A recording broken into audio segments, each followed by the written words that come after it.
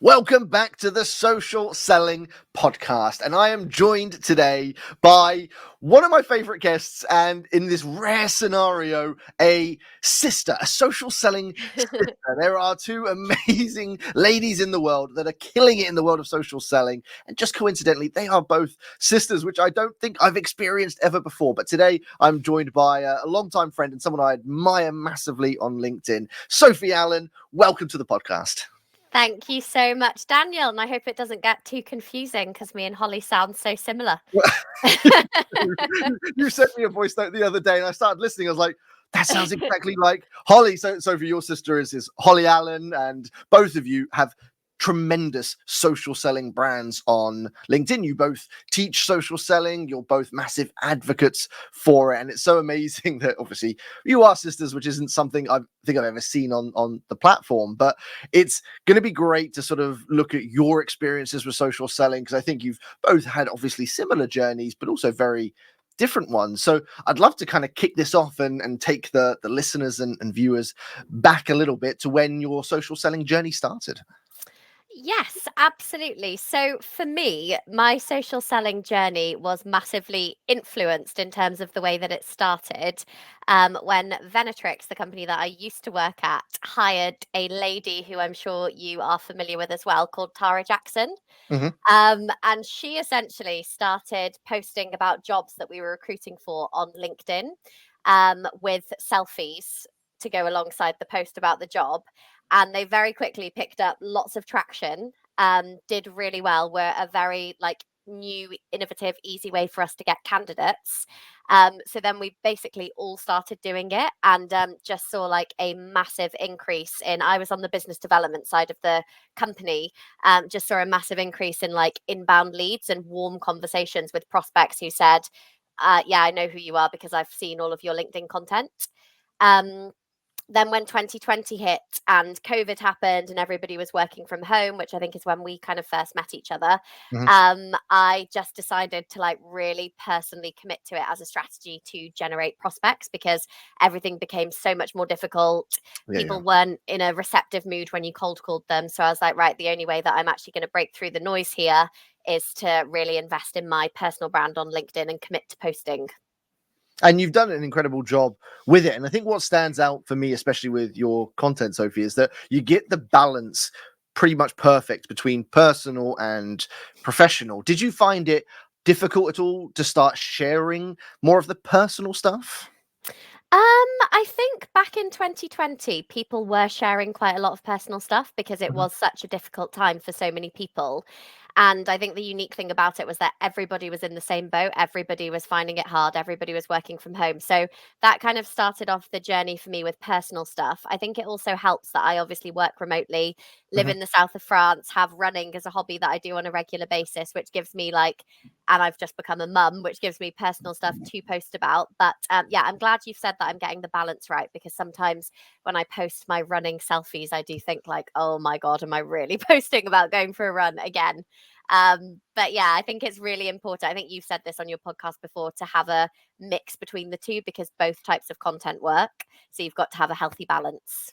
People buy from people, and what you're doing is you're showing the real person behind the sort of more corporate brand. And what that does is it gets people invested in following your journey, but it gets them to know you at a much deeper level, which you and I both know, selling is all focused around relationships. And if you can build that digitally online, sometimes before you even had a conversation with a customer, it's really powerful. And I love that you're sharing some of the hobbies that you have, but I think it's something that people struggle with. But what was amazing, especially when you had a big chunk of your career at Venetrix, Mhm. and what was amazing was that not only did you start building your brand, but it became a real team effort, and you Yeah. seem to get the buy-in from everyone working within the company to start building their brands. Was that easy, or was it difficult, or what was that journey like? I think that journey evolved very organically because we Mhm. started seeing results from it. So it wasn't like we had to tell people this is a good thing to do. It was very obvious this is a good thing to do. And because so much of recruitment now is about personal referrals, the bigger brand you have on LinkedIn, the easier it is to get those personal referrals from people. So to be honest, it was a bit of a no-brainer. And it just became something that was like a key part of the strategy that the company adopted. I love that. Just show that there is value, that there is, your Yeah. customers are out there and it gets their buy-in. I know another thing that a lot of companies and salespeople alike struggle with is coming up with ideas. How do you find the creative side of social selling, coming up with post ideas? And then how have you found that as well, sort of working within the team? Were there ever days where some of the team were like, I don't know what to post today? Do you have days like that? Yeah. So for me, I would love to say I have a very like structured plan when it comes to posting, but I'm a bit more of an off the cuff type of person with like everything that I do. So typically I think of my posts like when I'm on a run in the mornings, or when I'm walking my baby to crash. And I have a WhatsApp group that I'm in with myself on my phone called Content Ideas. And basically, when I'm on a run, if I'm listening to a podcast, or if I like take a picture that I think would be good for a piece of content, or if I hear something or read something, I just send myself a WhatsApp in that group. And then when it comes to actually creating the post, I have just like a live stream, a feed of ideas of things that have happened recently that I can then use for content. So I'm quite off the cuff, but I do store all of my ideas in one place so that I don't kind of forget something that I think would make for a good LinkedIn post. I mean, two things. First of all, Sophie, I've never heard anyone do that. And that is one of the best tips that anyone's ever shared on this podcast. Such an amazing, clever idea. But number two, I also would love to see all of the amazing ideas that is in that little WhatsApp chat that you've got there. But that's such a clever idea because, and I agree in that whether it's a run or a walk or a commute, those tend to be, for a lot of people, the most creative times because your brain is kind of free. You're not behind a Yeah. desk juggling emails and LinkedIn and daily tasks, etc.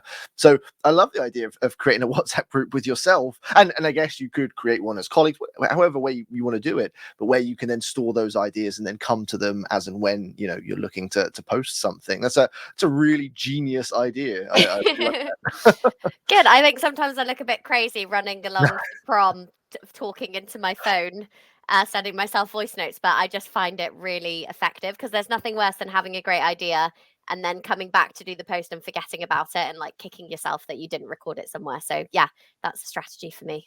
It's really good, and not everyone's going to be at a desk with post-it notes or things that they can write it down. So again, storing it as a message or a little voice note to yourself is definitely a phenomenal idea, and I think that solves the problem that a lot of people have, which is coming up with ideas. Now, obviously, you've built this incredible brand, which helped massively when you were working at Venetrix in the company. It helped with your team, but what it's also done is built this amazing foundation, and very recently, and a huge congratulations, but you've launched your own business. Now, I'd love to know what that's been like and whether you've looked at it and thought about how different it might have been had you not built a personal brand, how different it would have been launching the business, and what advantages that's given you. Yes, it would have been 100 times harder. I don't know how people without personal brands do it. I think that we are also very fortunate that we're in this like SaaS sales space, which is very active on LinkedIn. And I know that other industries aren't as much yet. Yeah, yeah. So I think it definitely made things like 100 times easier for me. When I went on maternity leave last year, towards the end of my pregnancy, and then when I had my baby, trying to remember the like timestamps of it, LinkedIn like genuinely kept me sane because I really missed working and I really missed like engaging my business brain. So I was like, instead of just going off the radar for this 6-month period or however long it was, I'm going to continue to post. And I was doing some like freelance sales coaching and that type of thing. So that kind of kept me going. And that just really made me realize the power of having a personal brand because I was like, I'm not even working. I'm not even prospecting. I'm not cold calling people. I'm not involved in like team meetings and conversations. Yeah, I'm still speaking to people pretty much all day, every day on LinkedIn. So yeah, that was like quite a transformative time for me in like realizing the power of the personal brand. And then when I decided I'm going to start my own business, it was like, yeah, that's going to be like a key part of my client acquisition strategy. And would it be safe to say that it's something you enjoy doing now, especially doing it during such a big thing like your pregnancy? Would it be safe to say it didn't feel like, for the majority of the time, like it was a chore? It felt like it was something that was enjoyable and giving you a benefit? Because I do think it gets to that tipping point. Obviously, starting a personal brand is hard. Learning new skills like creating content is difficult. But once you've got that momentum, you've got your confidence with it. I know I personally find it enjoyable creating and sharing Yeah. content. Is that something you found during that time? Yes, 100%. And I think the act of actually doing it is enjoyable because you're being creative, you're thinking outside the box. And then when you start to see the results, which essentially are inbound leads, which makes your life inside of work easier because you're not having to have as many cold conversations. Yeah, And then yeah. the knock-on effect that that has to your life outside of work in terms of like how happy you feel about your job, the amount of commission that you're making, for example, if you're in sales, the results are just like undeniable, which I think when you start to feel those results, it doesn't feel like a chore. It feels like something that is just like part of what you do on a day-to-day basis. Yeah, and I think especially being in a career like sales or recruitment, where you're driven, you're working towards commission targets, whatever it may be. When you start to see that this platform holds the opportunity to generate that, it does become very motivating, which is Yeah. great. Now, what I love, Sophie, is that you're in essence quite a rare breed, in that you've been doing social selling for quite a long time. For a lot of people, social selling is still so new, and they might have just started it this year or in the last couple of years, but you've definitely been doing it for a long time. I'd love to know, what are some of the things you've noticed thinking back to sort of the earlier Venetrix days, and even then sort of during the COVID period, and now, how have you seen social selling change and adapt? Yeah, so I think back in the kind of COVID days, it was, even though it was becoming more and more popular, it still was a bit of an anomaly. Mhm. Um, if you were posting regularly, you were one of a few rather than one of like many, many people doing it, which is what Yeah. it is now. I think now it's like obviously pretty much everyone that I see on LinkedIn is really invested in building their personal brand. Even when we recruit for companies, one of the questions that they ask when they're, or one of the things that they consider when they're looking at candidates is how many followers do they have on LinkedIn? Have they started to think Wow. about building their personal brand? Because it is just such a key part of the kind of client acquisition strategy for businesses. So I think now it's probably more difficult to stand out from the noise almost because there's just so many people doing it. But I also think it has just got better and better. Mhm. Like if you look at some of the big like business influencers, especially like the ones from the US, their content is just they like are recording videos daily in like proper studios and like editing them, and it's like very very sophisticated now. And I think it's only going to continue to get better and better. I completely agree, but I want to jump on something that I love that you brought up, which is around the sort of hiring space and the value of an audience, a network, and a personal brand in that. So, from your experience, having worked in recruitment for such a long time, especially in the sales space, do you think going and applying for a job and having a provable personal brand and potentially a network on LinkedIn that might be 5,000, 10,000 plus, do you think that's a really good competitive advantage? Yes, absolutely. I think first of all, it's going to make your life easier because it's going to increase your chances of companies coming to you versus you having to like proactively go out and looking for companies if you are looking to move. Mhm. And it just signals to companies that you are number one, like operating in the space that they're going to need you to be operating in, because when you work for them, they're going to want you to be building your personal brand to attract prospects. Mhm. And it also signals that you're aware of things like the importance of building a network.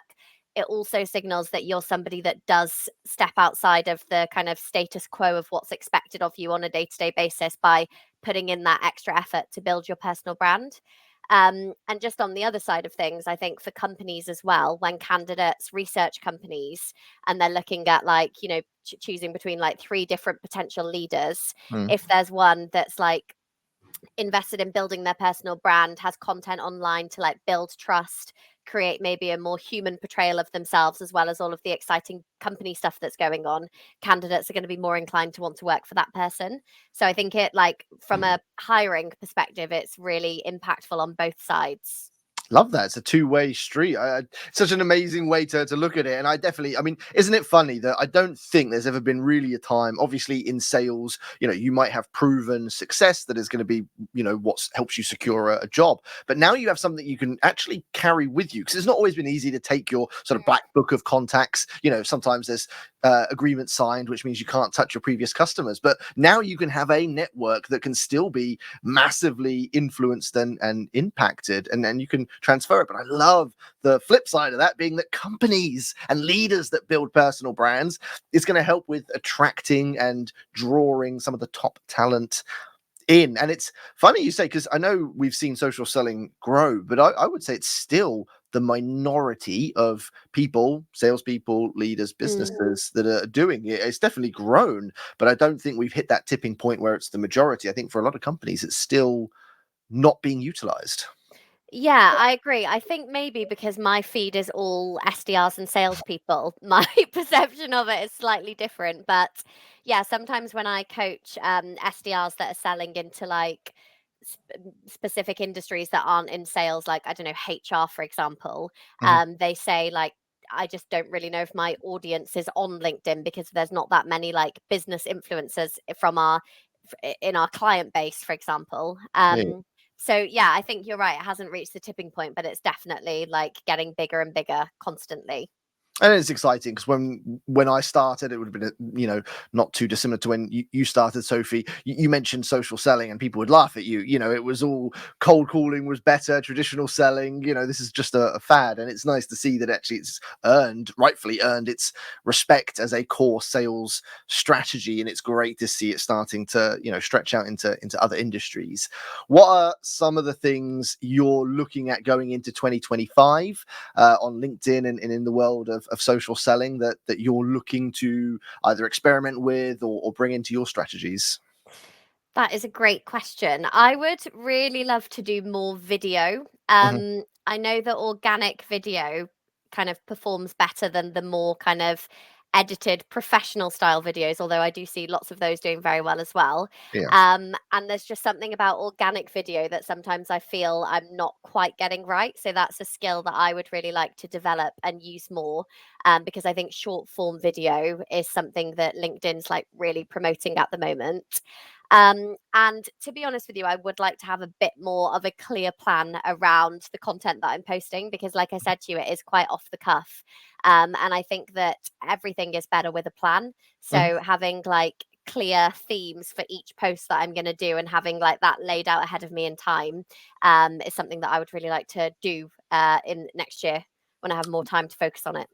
I love it, and I do think 2025 will be the new coming of video on LinkedIn. I think it will be equal to when LinkedIn first introduced video, sort of 4 or 5 years ago, when the algorithm massively pushed it. I think we're going to see that again going into next year, and definitely something that anyone looking to drive results on LinkedIn should be building their confidence and testing out different ways of doing video. One last question for this episode, Sophie, because I know you must send and receive a ton of messages. What are your thoughts and experiences around LinkedIn messaging, especially sort of different formats, written, audio, and video? What are you finding sort of working the best right now? So I don't find in-mails to be very effective, Mhm. even though I love LinkedIn Sales Navigator and spend a lot of time on that every day.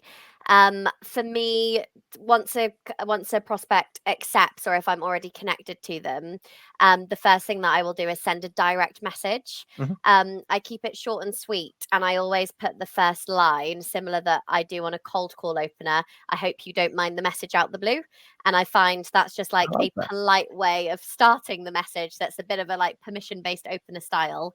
Mhm. And then I just keep it very short and sweet. I have a framework where I just tell them the specific reason that I'm getting in touch with them, a light link to what I do and how I might be able to have an impact on their business, call to action, and then a PS, obviously, to demonstrate that like personalization and that additional research. But yeah, if I basically do 2 messages, and then if I don't get a reply, that's when I get creative and either use a voice note or a video. And then from there, if they still don't reply, I try some labeling, and then I go into the world of GIFs and emojis to see if I can get them to reply sheerly out of making them laugh. I love that strategy, and I'm not surprised that's the process you're using. But I really love the permission based opener. I love the PSs, and I love that you're testing out a couple of written messages, and then because I imagine for a percentage that will work, and then for those that it doesn't work, you've got a voice note to try, a video message to try, and then so many other different opportunities. And I think it's quite scary how many salespeople might send one message and give up, Yeah. might send 2 messages and give up. And actually just pushing 3, 4, 5, because it can take between 5 and 8 times before you get a response. But it's the salespeople that are, I use the word persistence, not pushy, but persistent. You're trying to, as long as you're trying to help people, that's your goal, then it should be quite an authentic approach, as opposed to, sort of a pushy salesman, I guess. Yeah, I call it polite persistence. I love that. That needs to get that on a t-shirt. Yeah. #polite persistence.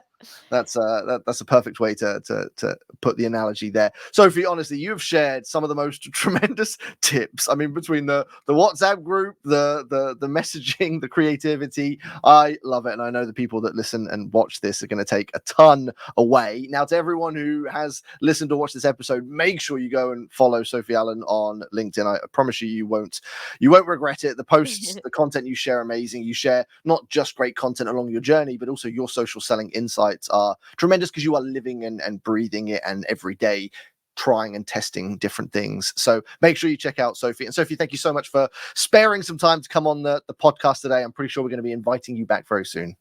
Thank you so much, Daniel. Take care, everyone.